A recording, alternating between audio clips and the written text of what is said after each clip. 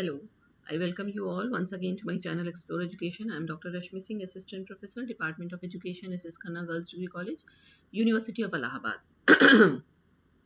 This time I am going to discuss with you a new topic that is cross cultural understanding या जिसे आप अंतर सांस्कृतिक समझ कह सकते हैं, जहाँ कल्चर एंड एजुकेशन की बात आती है, जहाँ कल्चरल फंक्शंस ऑफ एजुकेशन की बात आती है, जहाँ inter relationship between culture and education की बात आती है, वहाँ क्रॉस कल्चरल अंडरस्टैंडिंग एक टॉपिक निकल कर आता है कि क्रॉस कल्चरल अंडरस्टैंडिंग क्या होती है, क्यों होनी चाहिए और शिक्षा इसमें क्या भूमिका निभा सकती है।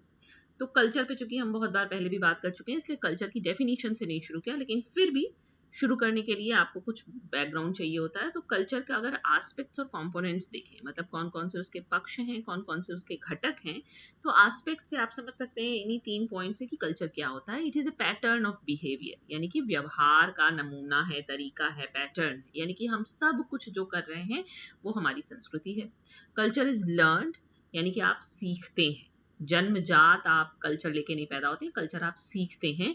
And culture is transmitted from one generation to the next, और ये संस्कृति जो है हमारी वो ट्रांसमिट भी की जाती है। हमको हमारे माँ बाप से मिली है, हम अपने बच्चों को देंगे और वो अपने बच्चों को देंगे, एक पीढ़ी से दूसरी पीढ़ी में।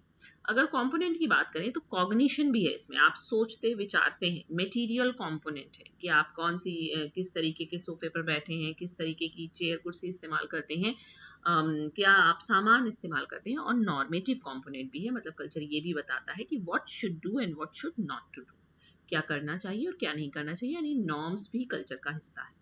तो ये तो एक बैकग्राउंड की कल्चर क्या है। अब आते हैं क्रॉस कल्चरल अंडरस्टैंडिंग क्या है।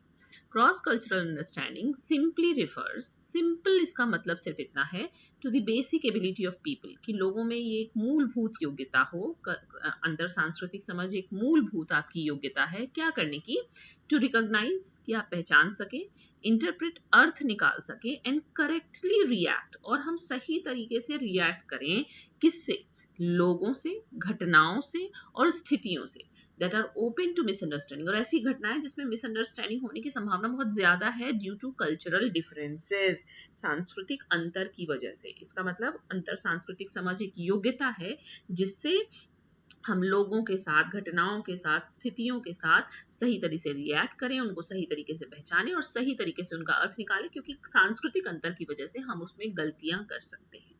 It can be concluded that cross-cultural understanding is study about multicultures. आप ये भी कह सकते हैं कि अंतर सांस्कृतिक समझ बहु संस्कृतियों का अध्ययन है, which are coming from different countries, बहुत सारे लोग, बहुत सारे देशों के लोग, सबकी संस्कृतियां अलग अलग हैं। Aiming to give knowledge, वो ये चाह रही हैं कि हम अपने लर्नर्स को ये ज्ञान दें अबाउट द कल्चर, संस्कृतियों के बारे में ज्ञान दें, in order to avoid prejudice and misunderstanding, जिससे कि जो पूर्वाग्रह उनके मन में दूसरी संस्कृति के प्रति है, जो मिसअंडरस्टैंडिंग है, वो दूर किया जा सके। आप ये भी सोच सकते हैं कि क्यों हम आजकल cross cultural understanding, multilingualism, multiculturalism की इतनी बात क्यों कर रहे हैं, क्योंकि विश्व छोटा हो गया है।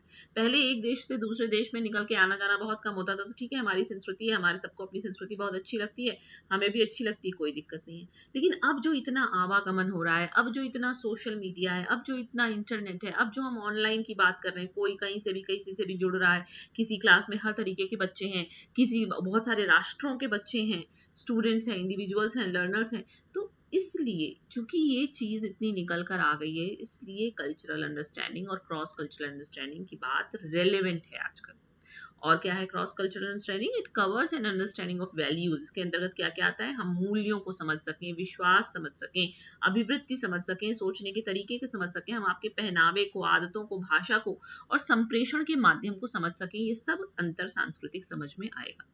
According to Bennett and Allen ने 2003 में कहा, states that cross-cultural understanding is the ability to move from an ethnocentric attitude, मतलब बस हमारा जो हमारा है, जो जहाँ हम पैदा हुए हैं, जो हमारा लोकल है, जो देशी है, जो राष्ट्रीय है, जो संस्कृति है हमारी, वो अच्छी है, वहां से निकलना है, to one that respects other cultures, ताकि हम दूसरी संस्कृतियों का भी सम्मान कर सकें, eventually leading to the ability to behave appropriately in a culture or cultures different, यानी कि और हम अच्छी तरीके से, अब ये योग्यता हमें आ जाए कि हम दूसरी संस्कृतियों के साथ भी अप्रोप्रिएटली बिहेव कर सकें। और क्या है cross cultural understanding? It involves comprehending and appreciating, हम समझ सकें और हम अप्रिशिएट मतलब हम उनको उसकी तारीफ कर सकें अगर उसमें अच्छी बातें हैं। द डाइवर्स वैल्यूज, जो डिफरेंट तरीके के मूल्य, विश्वास, कस्टम्स और बिहेवियर है people from different cultural background, दूसरी सांस्कृतिक पृष्ठभूमि के लोगों का, उनके मूल्यों, विश्वासों, पहनावे, कस्टम और व्यवहार को आप न सिर्फ समझ सकें बल्कि अप्रिशिएट कर सकें।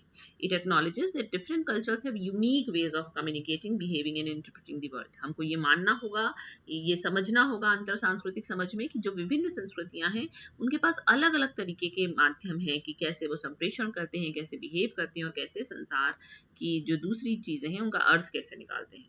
This understanding is crucial for effective, ये जो समझ है वो जरूरी है। This understanding is crucial for effective communication, महत्वपूर्ण प्रभावपूर्ण संप्रेषण के लिए, बिल्डिंग रिलेशनशिप्स, सह संबंध बनाने के लिए, और and navigating A globalised world, एक ग्लोबलाइज्ड वर्ल्ड में घुस के घूमने के लिए ये अंडरस्टैंडिंग बहुत जरूरी है ताकि हम विश्व में कहीं भी कम्युनिकेट कर सकें, रिलेशनशिप्स बना सकें एंड ऑल।